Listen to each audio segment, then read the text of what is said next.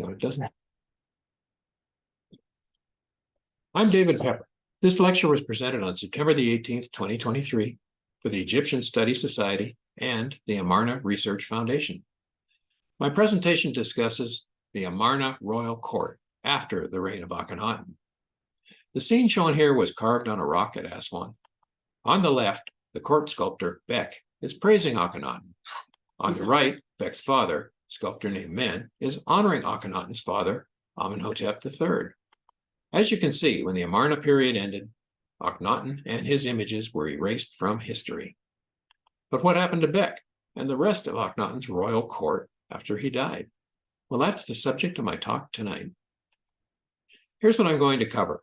I'll start with background information on the Amarna period king, Amenhotep IV, better known as Akhenaten. Then I'll discuss the kings who followed him, his co-ruler, Smenkhkare, his wife and probable co-ruler, Nefertiti, the mysterious Nefertiti, Tutankhamun, and his name changed to Tutankhamun, Pharaoh Ay, the last Amarna period king, Horemheb, who transitioned Egypt into a new era, and finally, what happened to Akhenaten's family and his royal courtiers. Before I begin, a brief commercial. For 30 years, the Amarna Research Foundation, or TARF, has supported excavation, conservation, and publications about the Amarna period. TARF purchased a laser total station and supported mapping, surveying, resistivity, and ground-penetrating radar studies. TARF funded security fences, gates, and doors for buildings and tombs. And last but not least, TARF has provided funds for employment of local villagers and dig teams. We'd love to have your support. For more information and back issues of our publications, visit our website at www.theamarnaresearchfoundation.org. Tonight, here's some of the sites we'll visit: Memphis, Gurab, and Saqqara in the north, Amarna, Akhmim, and Abydos in the center, and Thebes, the Valley of the Kings, Deir el-Medina, and Melkata in the south. These were all important places during the Amarna period. My story begins during the reign of the 9th king of the 18th dynasty, Pharaoh Amenhotep III. He ruled for some 39 years, between about 1392 and 1353 BCE. Amenhotep's name means the god Amun is pleased. His wife, Queen T, was the daughter of Yuya and Tuya. Their intact tomb was found in the Valley of the Kings in 1905. Amenhotep III celebrated 3 Heb-Sed jubilees in his regnal years 30, 34, and 37. In ancient Egyptian, Heb means festival, and Sed means tail. It's the festival of the tail. During Old Kingdom Jubilee celebrations, the pharaoh wore a tail and ran an obstacle course to prove he was still fit to rule after 30 years on the throne. Later celebrations like this one still included the tail. This scene in the Theban tomb of Queen T's steward, Keru F, shows Amenhotep's 3rd Jubilee, held in year 37. The king and queen are followed by 16 women, 4 daughters, 4 ladies of the harem, and 8 chantresses. Part of the scene showing 2 of his daughters was cut from the wall and is now on display in Berlin. Originally, Amenhotep III's son, Crown Prince Thutmose, was in line to be the next king. You may remember the sarcophagus of his cat, Ta-Miut, who was here in Denver at the Quest for Immortality exhibit in 2005. And by the way, the side lock of hair he's wearing in the right-hand picture does not mean he was a child. It's the skull cap of a high priest of Ptah at Memphis. Around Amenhotep III's regnal year 37, Crown Prince Thutmose died unexpectedly.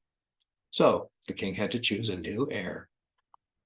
The king chose his second oldest son, also named Amenhotep, to inherit the throne.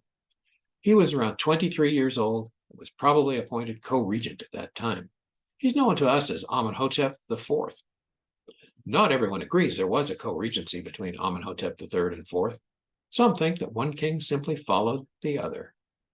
The statue on the left and the Ushabti on the right portray Amenhotep IV in traditional Egyptian art style.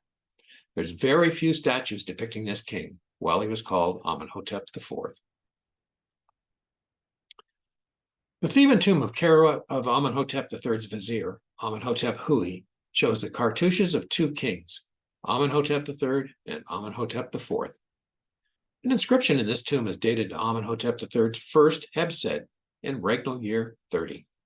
This may imply there was an 8-year co-regency between Amenhotep III and IV, but most Egyptologists agree that this long a co-regency does not seem likely. Instead, scholars think that Amenhotep IV's cartouche was added to the column later to honor both kings. I think it's possible it was added later when Amenhotep IV became co-king, but the jury is still out on this one. In this scene from Kherop's tomb, Amenhotep IV is shown on the left making an offering with his father and mother, Amenhotep III and Queen T, on the right. The scene was damaged in antiquity. To show you what it looks like, here's an overlaid drawing of Amenhotep IV from another scene in the tomb.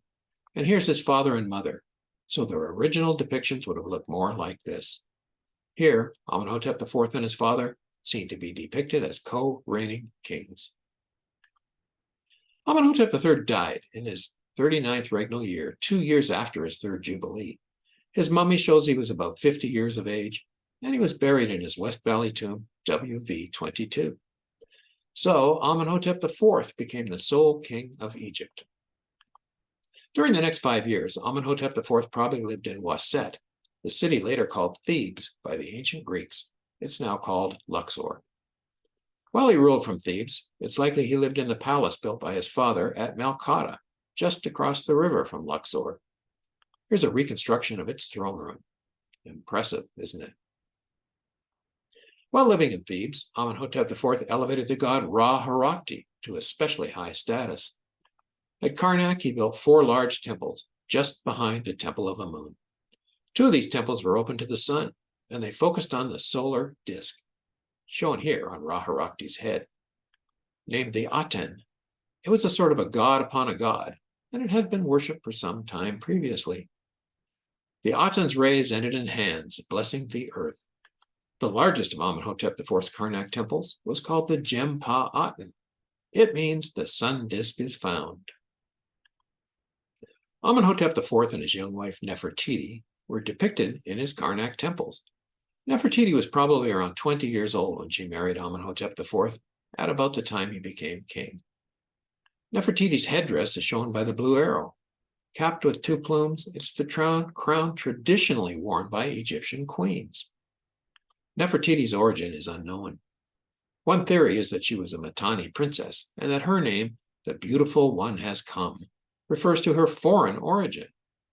Another theory, one that I like, is that she was a commoner, the daughter of Ay, the overseer of Akhenaten's chariots. As you are no doubt aware, Amenhotep IV turned out to be a bit different. In his 5th year of his reign, he changed his birth name from Amenhotep to Akhenaten, which means Ak-en, useful to Aten, or useful to the Aten. However, his throne name, Neferkeperu Ra Wa-en-Ra, was not changed. It means beautiful are the forms of Ra, the unique one of Ra. And one of the forms of Ra was, of course, the god Ra-Harakti. As well as changing his name, Akhenaten introduced a bizarre new form of art, which we now call the Amarna style. It emphasizes elongated heads and faces, distended bellies, wide thighs, and drooping breasts. There's no record of why he did this. Perhaps he suffered from a debilitating disease, like Marfan's syndrome, and he wanted all statuary to look like him.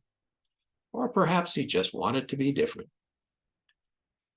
In addition to changing his name and art style, Akhenaten elevated the Aten to be Egypt's chief god, turning his back on Amun, who had been the principal god of the 18th dynasty kings before him. And thereafter, he ignored most of the other gods in the Egyptian pantheon. In this scene, Akhenaten is portrayed as a sphinx. Notice that the Aten's ray that ends near the king's nose holds an ankh, bestowing life upon him. Also in the 5th year of his reign, Akhenaten chose a site in Middle Egypt for his new capital city. Akhenaten named his capital Akhetaten, meaning the horizon of the Aten. The royal court relocated to this isolated spot. Within a few years, it became the largest city in Egypt, with a population of some 30,000 people. Its modern name is Amarna. For more information on Akhenaten's capital city, watch my lecture about him on the Egyptian Studies Society's YouTube channel. Akhenaten ruled at Amarna from his 5th year until he died in his 17th year, probably at around 40 years of age. When an Egyptian pharaoh died, he was, of course, mummified, and with proper ceremonies and rites placed in his burial chamber. The mummification scene shown here is from Siptah's tomb in the Valley of the Kings. The traditional view was the king's entombment started a perilous journey into the netherworld, where, protected by spells, he would join the gods and help preserve Ma'at, the cosmic order. Thus, Egypt would be kept safe for its people. Akhenaten II was mummified upon his death, and he was buried in the Amarna royal tomb.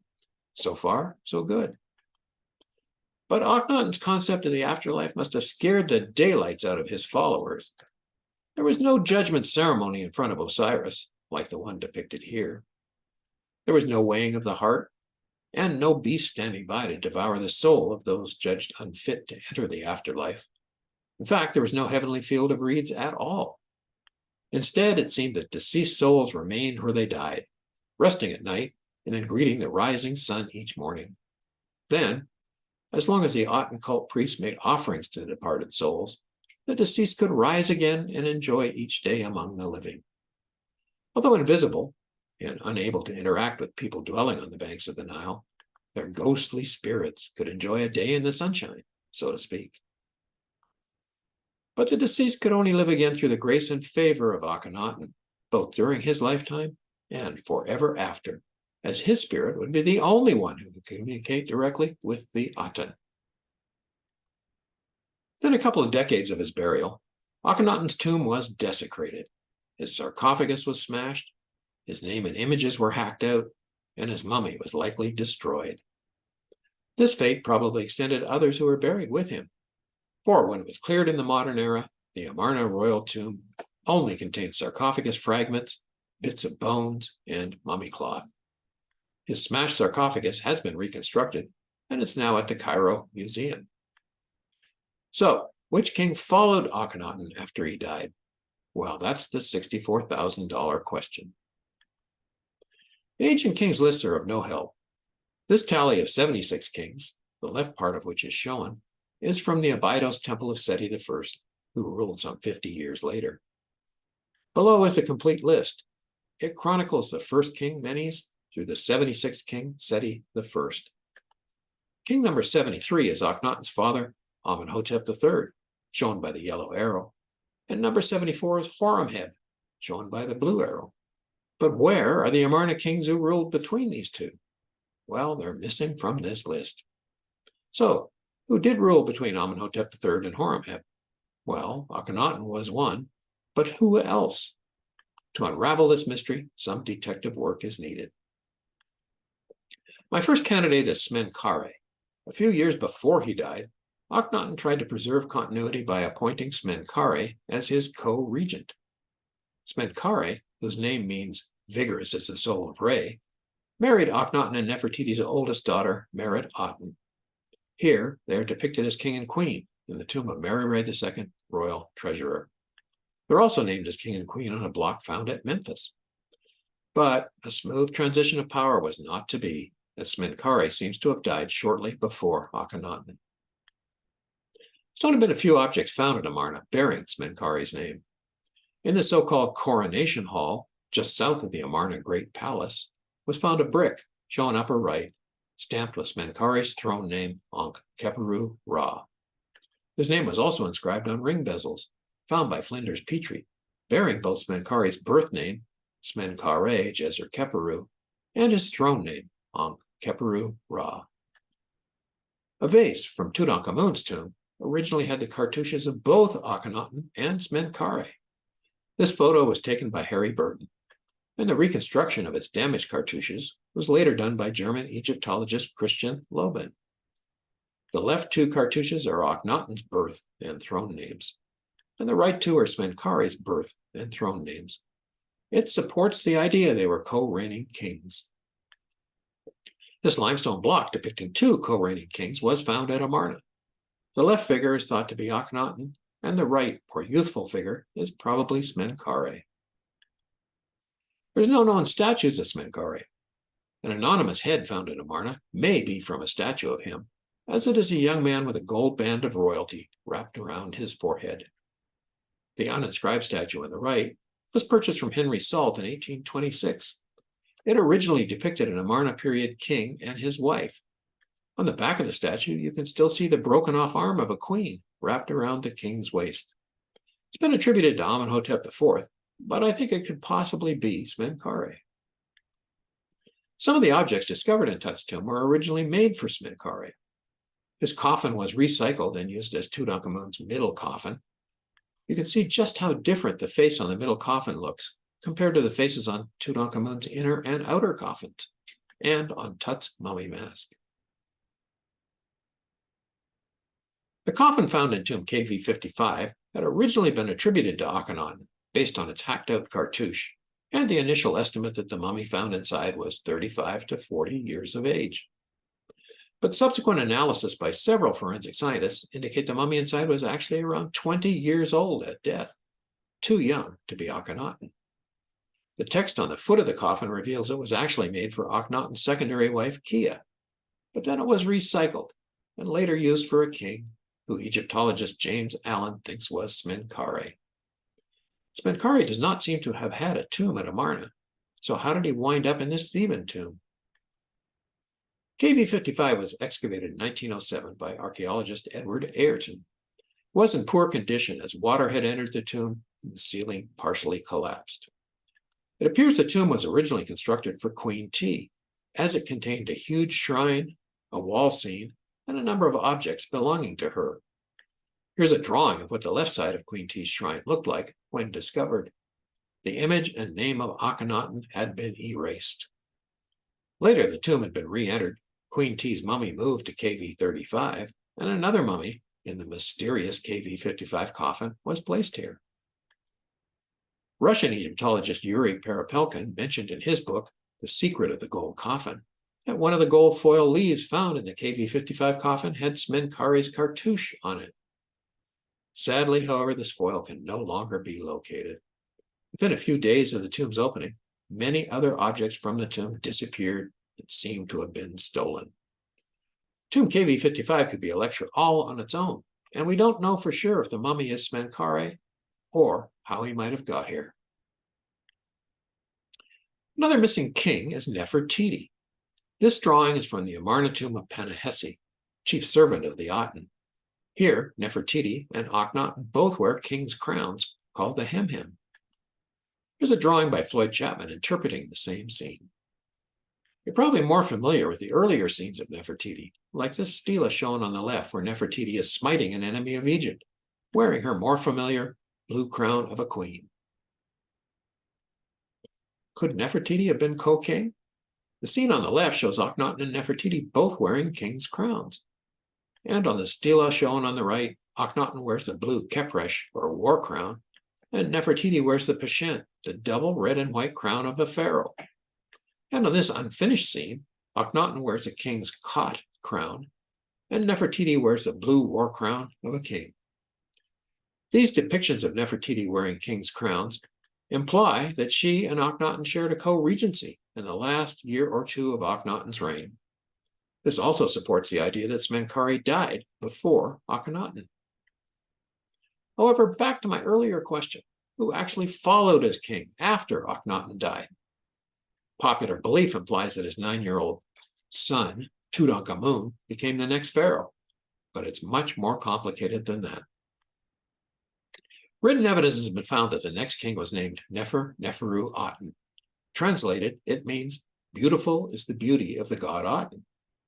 Since Nefertiti's full name was Nefer-Neferu Aten Nefertiti, it makes sense that this next king was Nefertiti.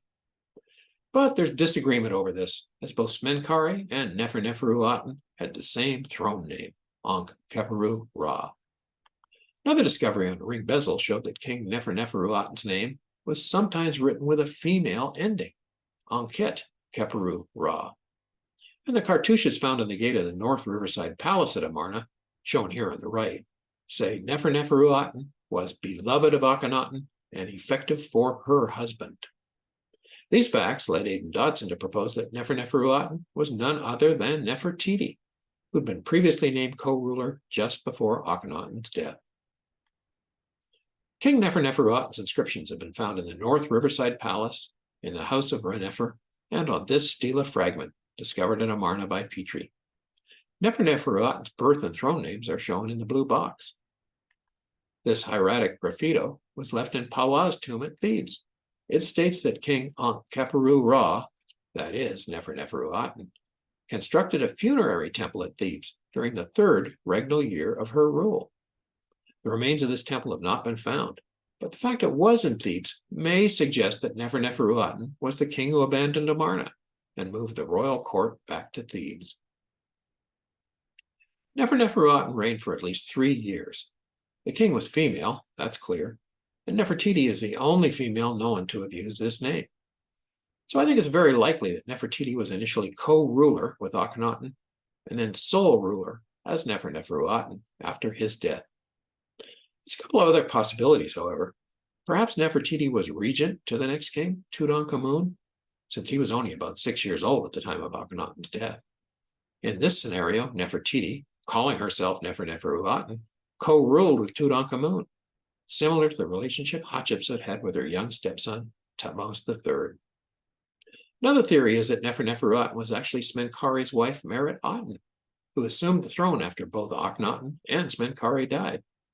This would explain the female name and epithets for King Neferneferuaten, but there's no evidence that Aten ever used this name. The drawing on the right is by Floyd Chapman, his interpretation of the stela in Berlin I showed 3 slides ago. Among Tutankhamun's grave goods were these usurped statues depicting a female king. Also, the ceiling of Tutankhamun's third shrine, covered in gold leaf, was originally made for a female king, based on feminine endings. As shown by my red arrows, it says Ankh-Ti, may she live. And in various places on his shrine, Tut's birth name cartouche shows that his name replaced that of an earlier king, probably Neferneferuaten. So there's no doubt that Akhenaten's reign was followed by a female king before Tutankhamun ruled. And evidence supports the theory that this female king was none other than Nefertiti. Aidan Dodson has proposed the chronology shown above. Smenkhkare is co-king for 2 years, between Akhenaten's regnal years 14 and 15, and then Nefertiti is co-ruler during years 16 and 17, followed by 3 years of rule as Neferneferuaten. I've also added in 3 years of co-rule for Neferneferuaten as the young king Tutankhamun's regent, but there's no evidence supporting this. There's been speculation that the mummy, the younger lady, found in a side chamber of Amenhotep II's Valley of the King's Tomb KV 35, might be Nefertiti. The head was facially reconstructed by artist Elizabeth Daines, but she was aware it might have been Nefertiti. DNA studies show that this mummy was the mother of Tutankhamun and the daughter, or perhaps granddaughter, of Amenhotep III and Queen T. But since there's no inscriptions of Nefertiti using the title King's Daughter, it's unlikely this mummy is Nefertiti. Also, the mummy is about 25 years or so old at the time of death, way too young to be Nefertiti. Zahi Hawass proposed this mummy as a candidate for Nefertiti, mummy KV21b, which lay beside the mummy of Nefertiti's daughter, Ankhesenamun. KV21b is a woman about 40 years of age who is probably a queen, as her broken left arm was once across her chest in her royal queenly pose. I think she's a strong candidate for Nefertiti. As you can see from comparing the recent picture on the left to an earlier CAT scan, this mummy's head and chest have been damaged since the CAT scan was taken. The next king after Neferneferuaten was Tutankhaten. His birth name means living image of the Aten. Egyptologist Nozomu Kawai found a stela in the Cairo Museum, shown on the left, which depicts young King Tutankhaten, blue arrow, being suckled by the goddess Isis. The king's throne name, Nekhkeperu Ra, is shown between the protective wings at the top. I've colored it yellow. It means Lord of the Manifestations of Ra. On the right is a bust of Tutankhaten as a child, portrayed as the god Nefertem. Now in the Cairo Museum, the head was found by Howard Carter, the corridor leading into Tut's tomb. It subsequently went missing, but was later found in debris in KV4, the tomb used as a storehouse for artifacts during the clearance of Tut's tomb. Who were Tutankhamun's parents? Some scholars believe he was the son of Akhenaten and Nefertiti, or possibly one of his lesser wives like Kia. But DNA comparisons seem to rule out this theory. Others think he may have been the son of Smenkhkare and Nefertiti. However, Nefertiti would have only been about 11 years old when Tut was born. Possible, but unlikely. Or he could have been a cousin of some sort from another branch of Amenhotep III's family. DNA studies show that Tut was the son of the mummy in KV55. Could be Smenkhkare. DNA results also show that the younger lady found in tomb KV35 was the mother of Tut. So perhaps the younger lady is Nefertiti, especially if the KV55 mummy is Smenkhkare. Additional DNA tests reported that both of these mummies were descendants of Amenhotep III and Queen T, who were King Tut's grandparents. So, even though we have the mummies of his parents, it's not at all clear who they are. Inbreeding certainly confuses things. Remember this song?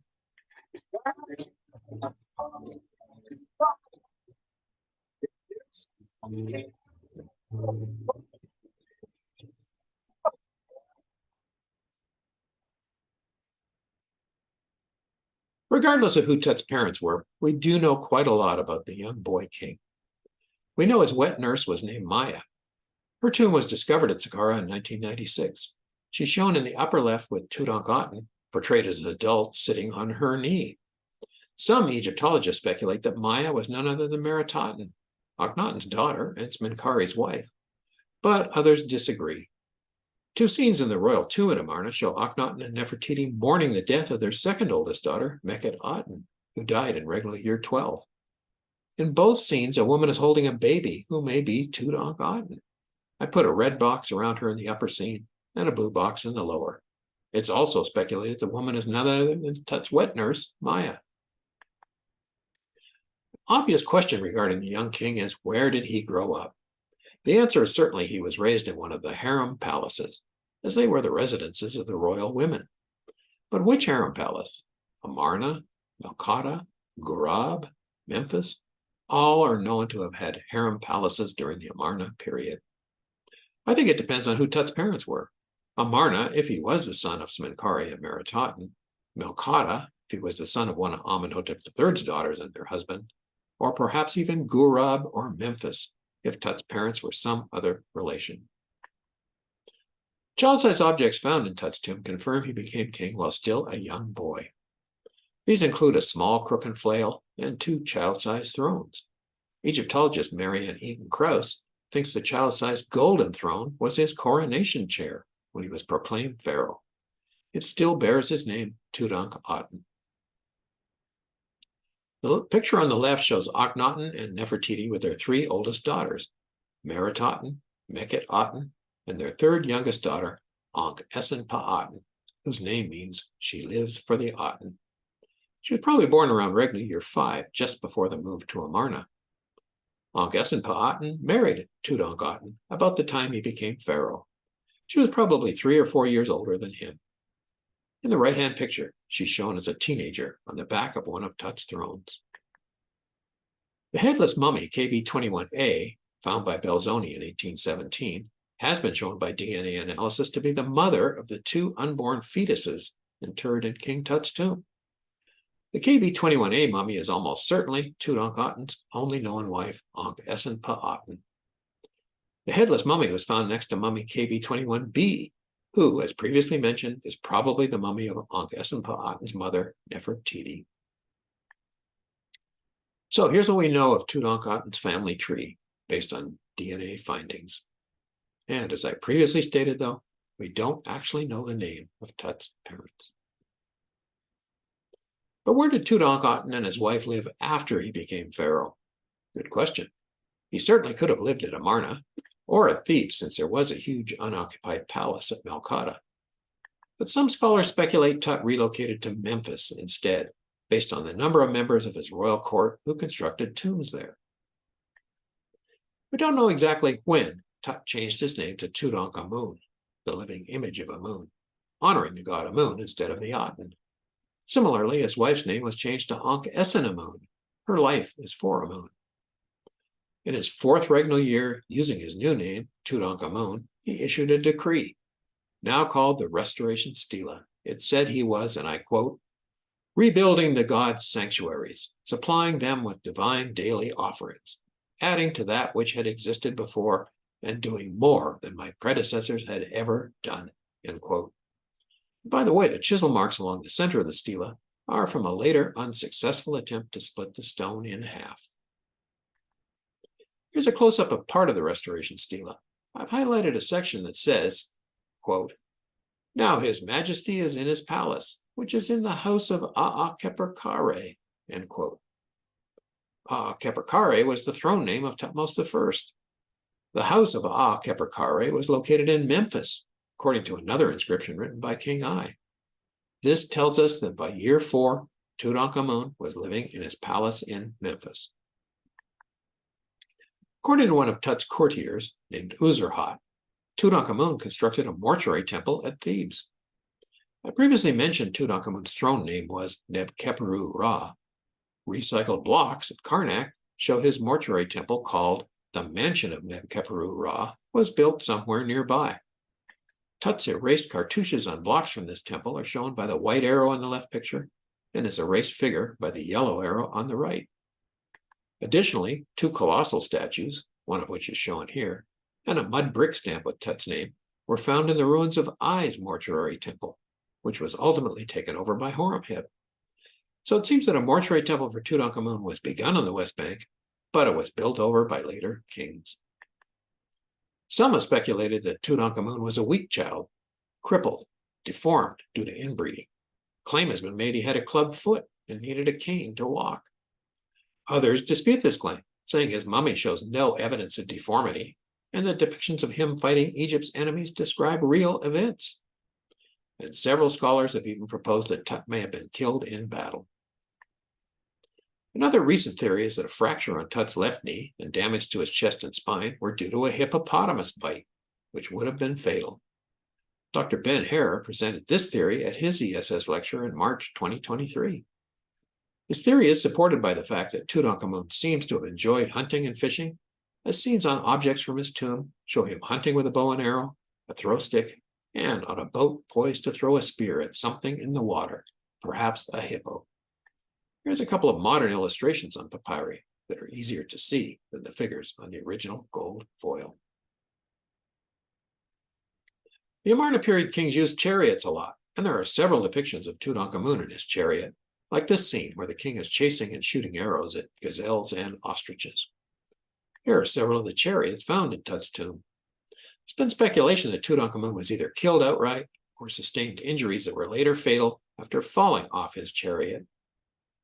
However, forensic anthropologist Dr. Katie East pointed out at her May 2023 ESS lecture that falling off a speeding chariot would probably have resulted in additional broken bones.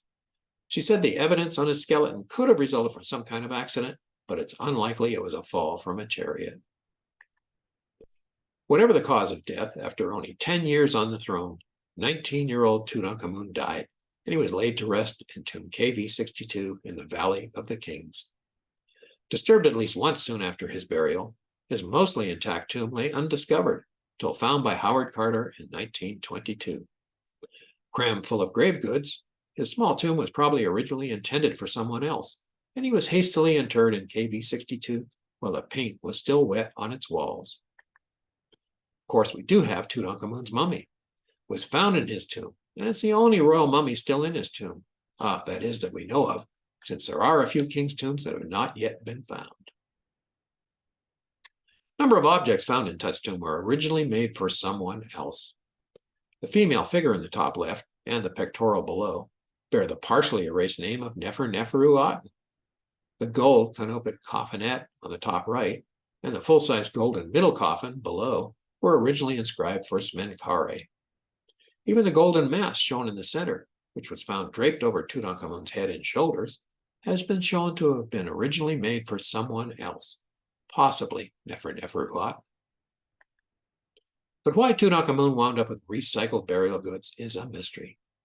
Nicholas Reeves believes that part of the answer is that artifacts were taken from hidden chambers in Tut's tomb, possibly still containing Nefertiti's burial. This is not so far-fetched an idea, for Tutankhamun's own burial chamber lay hidden behind this plastered-over partition wall in KV 62. If his burial had not been so hurried, it would have been invisibly plastered over with a second coat, and the wall painted to hide the location of the burial chamber. Just after Tutankhamun's death, a letter was written by Akhenaten to the king of the Hittites. It pleaded for the foreign king to send a prince to marry her and become the next pharaoh of Egypt. According to the deeds of Suppiluliuma, she said, and I quote, "My husband has died and I have no son. They say about you, you have many sons. You might give me one of your sons to become a husband. I would not wish to take one of my subjects as a husband. I am afraid," end quote. The Hittite king did send a prince named Zananza, but he seems to have been murdered on his way to Egypt. In the 1930s, Percy Newberry found a ring inscribed with both Akhenaten and Ay's cartouches, which possibly indicates she was married to Ay, perhaps to validate why he should be the next king. Tutankhamun was, as you are no doubt aware, buried by his successor Ay. He's shown on the left performing the opening of the mouth ceremony on Tut's mummy. In spite of the ring hinting Ay married Akhenaten, the only statues and depictions we have of Ay show him with his chief wife, Te. Ay had originally been Akhenaten's fan-bearer, scribe, and overseer of horses. During Ay's tenure at Amarna, he built a rock-cut tomb in the southern tomb group. His unfinished tomb has beautiful columns and scenes of Ay being rewarded by Akhenaten. It also has the longest version of Akhenaten's hymn to the Aten. Under Tutankhamun, Ay continued as fan-bearer and companion of the new king. Soon after, he became royal chancellor and then vizier. Later in Tut's reign, he was promoted to be the overseer of Tutankhamun's 2 viziers. Ay also had the epithet, the doer of right, perhaps a reference to his support of Egypt's traditional gods. During Tutankhamun's reign, his general of generals, Horemheb, had been designated as Iri-Pat, or crown prince. So why did Ay become the next pharaoh instead of Horemheb? Well, a Hittite inscription describes a battle between the Egyptian and Hittite armies in Lebanon, and it mentions that while the battle took place, it was learned that an Egyptian king had died. The pharaoh mentioned, called Nebkuru-Ra, was almost certainly the throne name of Tutankhamun, Nebkheperu-Ra. And instead of waiting until Crown Prince Horemheb returned, it seems that Ay filled the power vacuum and declared himself the next king.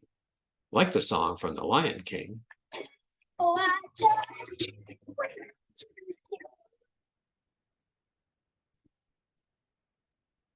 here are 2 figures which probably represent King Ay. Left is a colossal statue, later usurped by Horemheb, which was found in the remains of Ay's mortuary temple. And on the right is the head of an elderly king thought to be Ay, which was found at Amarna.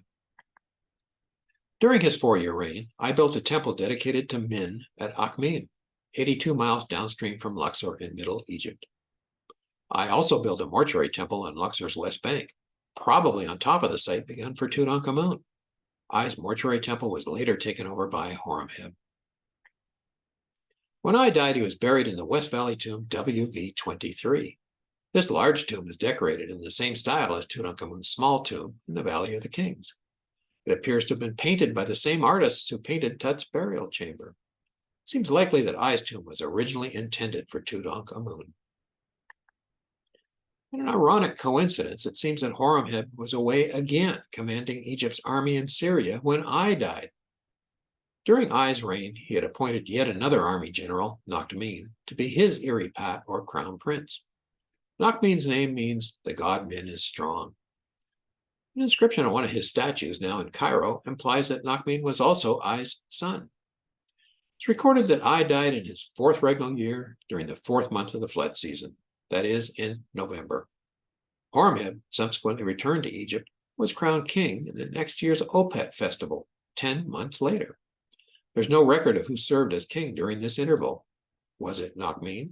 Was he briefly king before being overthrown when Horemheb returned? Or did Nakhmin not live long enough to become pharaoh? And the 10-month gap was an interregnum without a king. No records on this have been found, either way. Finally, Horemheb became pharaoh.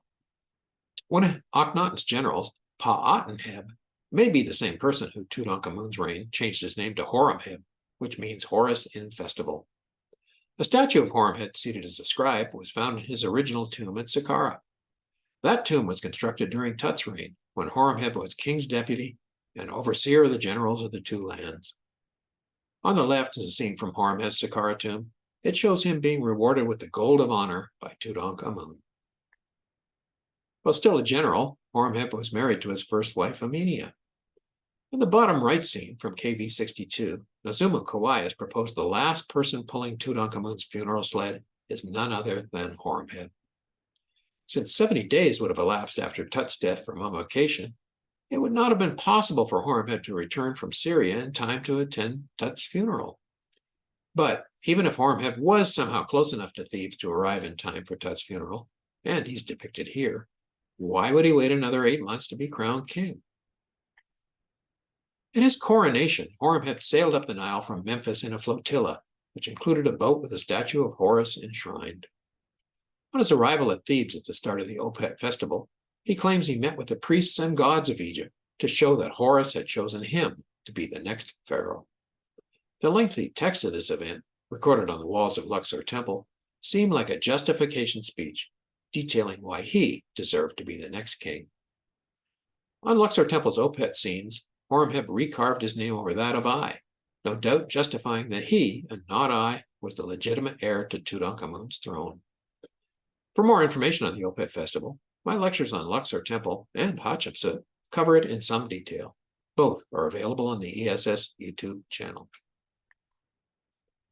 Possibly to justify his claim to the throne, Horemheb also married a woman named Mut-Najmet, who some believe was Nefertiti's sister. That Mut-Najmet is shown top right, the scene from Panahessi's Amarna tomb.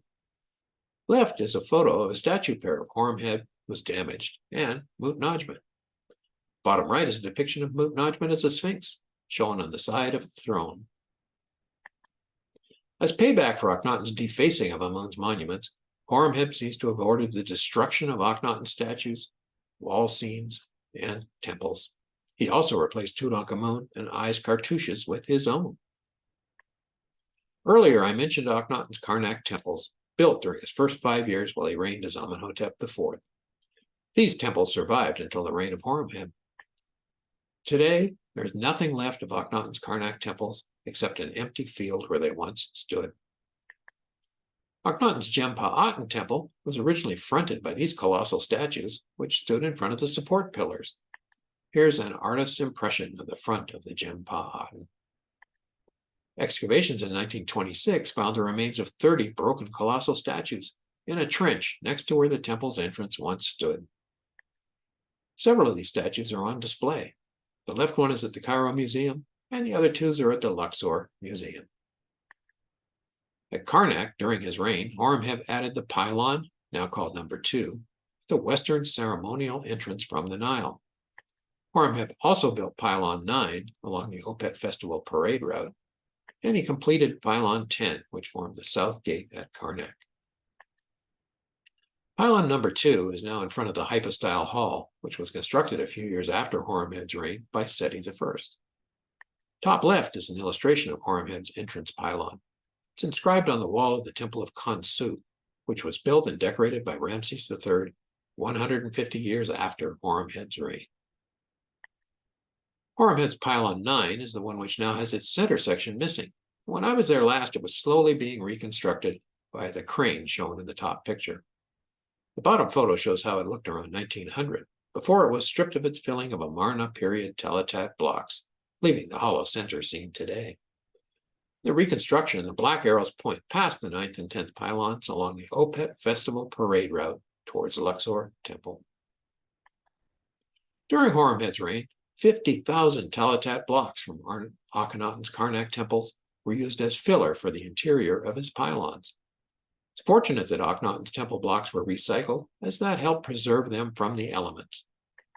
But as you can imagine, it's been a monumental task, no pun intended, to match some of the 50,000 Talatat blocks and position them back into their original scenes, like the one shown here, which is now displayed in the Luxor Museum.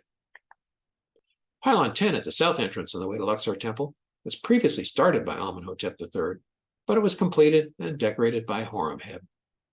If you'd like to learn more about Karnak, my two-part lecture on the evolution of the temple is available on the ESS YouTube channel. The impressive tomb Horemheb built at Saqqara was never used. It was constructed while Horemheb was still a general. I introduced Horemheb's wife, Mut-Najmet, a few slides ago. Her burial shaft was discovered in Horemheb's Saqqara tomb. The shaft contained two mummies, Horemheb's first wife, Amenhotep, and his second wife, Mut-Najmet. Mut-Najmet's mummy was buried with the remains of an unborn child, indicating she probably died in childbirth. When her pelvis was examined, investigators discovered deep scarring from multiple unsuccessful pregnancies. Based on a wine docket found nearby, she died soon after Horemheb's regnal year 13. So Horemheb's wives had failed to produce an heir to the throne of Egypt. Horemheb died after reigning at least 14 years. This is based on the latest dates found on wine dockets. It's the length of reign accepted by most scholars. He was buried in the Valley of the King's Tomb, KV 57.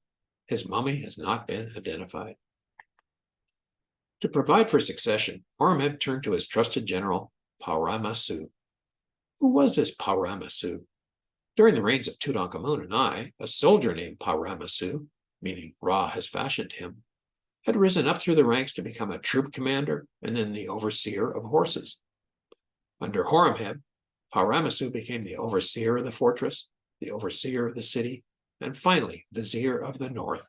He was also rewarded with the title Iri Pat, or Crown Prince. Pau-Ramassu became the next king, ruling as Ramses I. Ramses I only ruled a couple of years, and he was probably buried in KV 16. His mummy, however, was later moved to the DB 320 mummy cache by priests of the 21st dynasty. The cache was discovered by the Rasul family of grave robbers in the 1880s, and they sold his mummy to an antiquities dealer in Luxor. He resold it to a Canadian doctor, who later donated it to a museum in Niagara Falls, Canada. In 1999, the mummy was again sold, this time to the Carlos Museum at Emory University in Atlanta. After the mummy's arrival in Atlanta, it was recognized as the missing pharaoh Ramses I. Ramses was finally repatriated back to Egypt in 2003, and he now rests at the Luxor Museum. Ramses I's succession began a new 19th dynasty. He was followed by his son Seti I, and thereafter by Seti's own son Ramses II, who re-established Egypt's mighty empire. By the time of Ramses II, the Amarna kings had become forgotten footnotes in the history of Egypt.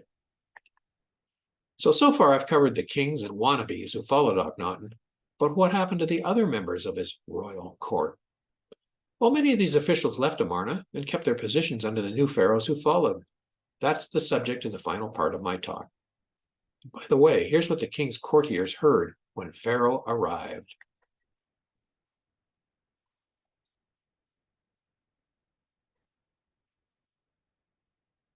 You may have recognized that sound as Tutankhamun's silver trumpet. Played by British bandsman Jim Tappan, it was broadcast over the BBC radio network to 150 million listeners in 1939. It's an audio treat across time from the Amarna age. The first courtier I'll mention is May. He was Akhenaten's fan-bearer, royal scribe, and overseer of the treasury and houses of gold and silver. Top left and center are photos of his unused tomb in Amarna. He's been identified as the same person as Maya, who was Tutankhamun's fan-bearer, treasurer, and overseer of all works of the king. Maya and his wife Merit are shown on the right. As overseer of works, he had an important job during the restoration of the temples of the old gods during the reigns of Tutankhamun and Ay. And also, one of his duties was the construction of tombs in the Valley of the Kings, which was called the Place of Eternity. Inscription by Maya, bottom left, was found on the wall of Thutmose IV's tomb. On it, he states he was tasked with restoring the tomb, which had previously been desecrated by robbers. During his work in the valley, Maya supervised the construction and provisioning of Tutankhamun and Ay's tombs. He was still working in the valley in year 8 of Horemheb, probably supervised work on Horemheb's tomb, KV 57, as well. Maya had an impressive tomb at Saqqara, next to Horemheb's original general's tomb. His tomb and burial chamber were discovered by the late Geoffrey Martin in 1986. It's very beautifully decorated. Uzermont was a priest of Ma'at, judge, and provincial governor under Akhenaten. He was promoted to Vizier of the South early in Tutankhamun's reign. He's shown on the left as an ancestor, the tomb of a Ramesside noble named Khonsu. Penthu was originally Akhenaten's chief physician. He served as Vizier of the North under Tutankhamun and Ay.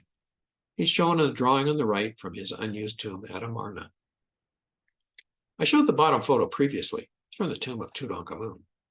In addition to speculation the last figure is Horemheb, Egyptologist Lara Weiss proposed the two figures in front of him are Tutankhamun's viziers, Uzermont and Penthu. Born with the name Mary Neith during the reign of Amenhotep III, he changed his name to Mary Ray after his first appointment as steward of the Aten Temple in Memphis. This was recorded in Akhenaten's year 5. Soon afterwards, he moved to Amarna, and Mary Ray was promoted to the greatest of seers, in other words, high priest of the great Aten Temple. In a scene from his unused Amarna tomb, bottom right, Mary Ray, blue arrow, is praising Pharaoh for his promotion. And then he's shown again, red arrow being carried jubilantly by his followers after the ceremony. After Akhenaten's death, Mary Ray seems to have moved back to Memphis and changed his name back to Mary Neith again, and served his original namesake goddess Neith at her temple. In his tomb at Saqqara, the top photo shows Mary Neith helping launch Tutankhamun's barge, and in the bottom scene he's shown inspecting the grain supplies of the Neith temple. Born during Amenhotep III's reign, Ipi was appointed high steward of the king's royal residence in Memphis. Ipi continued as high steward into Akhenaten's reign, and he's best known for a letter he sent to the king in year 5, the last known reference to Akhenaten as Amenhotep IV. He then moved to Amarna and became high steward in the great house of the king, which was probably the North Riverside Palace. In his unused tomb at Amarna is a scene, top left, of Akhenaten and Nefertiti praising the Aten, and an inscription shown on the right of the hymn to the Aten.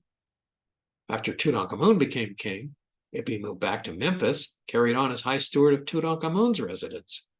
The canopic jars and shabti shown below are from Ipi's tomb at Saqqara. A man named Amenhotep served as royal butler during Amenhotep IV's first 5 years. He then seems to have moved from Karnak to Memphis when the rest of the court moved to Amarna, and he changed his name to Ta-Emwea. While at Memphis, he acquired the titles of Count, Seal-bearer of the King, and Unique Friend.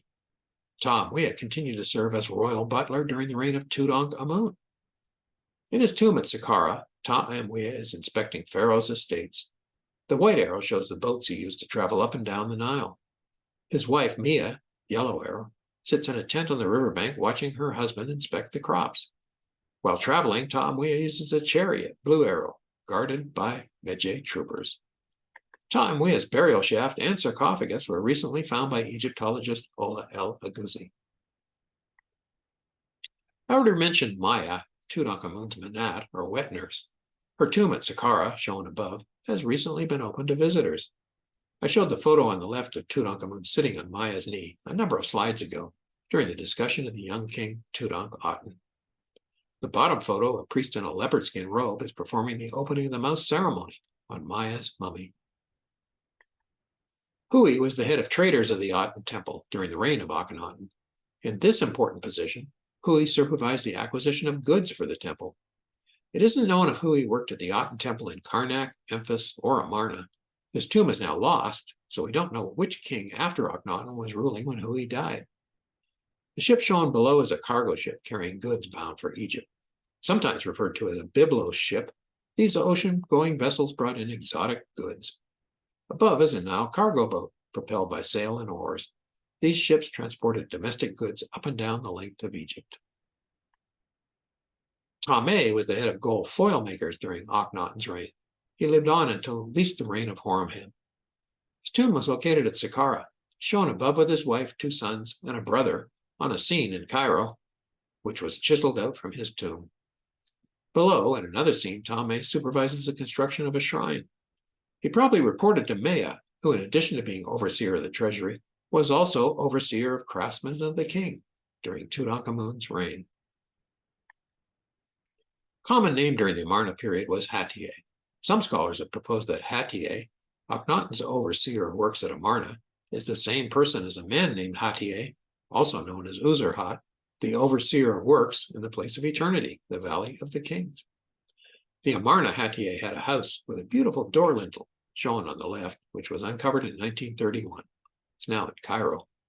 The Hatie who called himself Uzurhat worked in the Valley of the Kings, was buried in a now lost tomb at Saqqara. Another noble I'll mention tonight is Neferhotep, who's called Neferhotep I by Egyptologists. He was buried in tomb TT6 at Luxor. Neferhotep was the foreman of the right-hand gang of tomb builders and decorators. Neferhotep lived in the artisans' village at Deir el-Medina, called Set Ma'at, or the place of truth by the ancient Egyptians. He and his sons and grandsons worked on the Valley of the King tombs of Horemheb, Ramses I, and Seti I. It's also probable that Neferhotep's own father built and decorated the tombs of Akhenaten, Tutankhamun, and Ay, since these activities were family careers passed down from father to son. Almost everyone is familiar with the famous bust of Nefertiti, bottom right, found by Borchart's team in 1912. It's now in Berlin. This head, and the unfinished head of a princess shown in the center, were found in the workshop of the sculptor Thutmose at Amarna. Top right photo shows Barry Kemp pointing out where these objects were found. 1996, the tomb of Thutmose, the head of painters in the place of truth, was discovered at Saqqara. A scene from this tomb is shown on the left. The tomb was found by Elaine Zivi, who identified this Thutmose as the same man as the Amarna sculptor Thutmose, who Zivi believes lived on into the reign of Tutankhamun. But other Egyptologists are not so sure, however, as Thutmose was a common name in ancient Egypt. Last, what happened to Bek, the sculptor I mentioned in the first slide of my presentation? He was the royal sculptor before Thutmose, the man I just mentioned. Bek's tomb has not been identified, but this stele of him and his wife Tauret are now in Berlin. It was found in Heliopolis, so Bek's now lost tomb was probably located there. On the stele, Bek describes himself as the apprentice His Majesty Amenhotep IV instructed. On the right is a talatat showing Ra-Harakti and Amenhotep IV, also in Berlin. It has the obliterated name of the sculptor on the right-hand side of this block. Cyril Aldred speculates it names none other than Bek, and that it probably came from Akhenaten's Ben temple at Karnak. It isn't known when Bek died. Speaking of sculptors, the Amarna Research Foundation has in the past provided support for the excavation of statue fragments at Amarna, such as on this 2003 project led by Kristen Thompson. Kristen has located the remains of an unexcavated sculptor's workshop at Amarna. She plans to dig there in 2024. Since the famous bust of Nefertiti came from Thutmose's similar workshop nearby, perhaps Kristen is poised to make a similar discovery next year. It could be a blockbuster. Her dig is being supported by the Amarna Research Foundation. And finally, what happened to Akhenaten's city at Amarna? The dismantling of the city seems to have started under Horemheb, but it was probably already a partially abandoned site under Tutankhamun and Ay, as their royal courts had moved elsewhere, taking many of Akhenaten's prominent citizens away. There's also evidence a part of the city was still operating 150 years after Akhenaten died, during the reign of Ramses III, as a structure with his cartouche was found in the South City. It belonged to the overseer of works, Muktui. Perhaps it took that long to dismantle all the buildings that were left behind? 1,500 years later, during the late Roman period, parts of the north suburb were resettled. A monastery was constructed over the ruins of Nefertiti's Sun Temple, and a few of the cliffside tombs were converted to Christian chapels. But these structures were abandoned again. The desert reclaimed the site and preserved the city for modern archaeologists. However, to ensure these modern archaeologists keep making new discoveries, funds are needed. The Amarna Research Foundation just this past year provided financial support to Lila Pinch-Brock and a team of excavators from the University of Leiden to conserve the newly discovered tomb of Panahesi, chief steward of the Amun Temple. Beside the tomb is a chapel showing Panahesi's family. It's a beautiful example of Amarna period art. He lived into the reign of Ramses II. Was he the same man as the Amarna Panahesi? Maybe, but there were some 45 years between the reigns of Akhenaten and Ramses II. With your generous help and support, there will be more discoveries about this fascinating time of Akhenaten, Nefertiti, and their followers. I hope you can help us achieve this goal. For more information on the ancient city of Amarna and its citizens, see my 2 books, Akhenaten's Royal Court and After Akhenaten. Both are available on Amazon. Bit of trivia, by the way, is the Egyptian word for the end, fui, is written with a hieroglyph showing the back end of a lion. You don't think it looks much like the hindquarters of a lion? Here's the rest of the complete animal. I guess if you get that close to a lion, it's probably close to the end of you. So now I've reached the end of my story, or as they say in ancient Egyptian, fui. Thank you for your attention.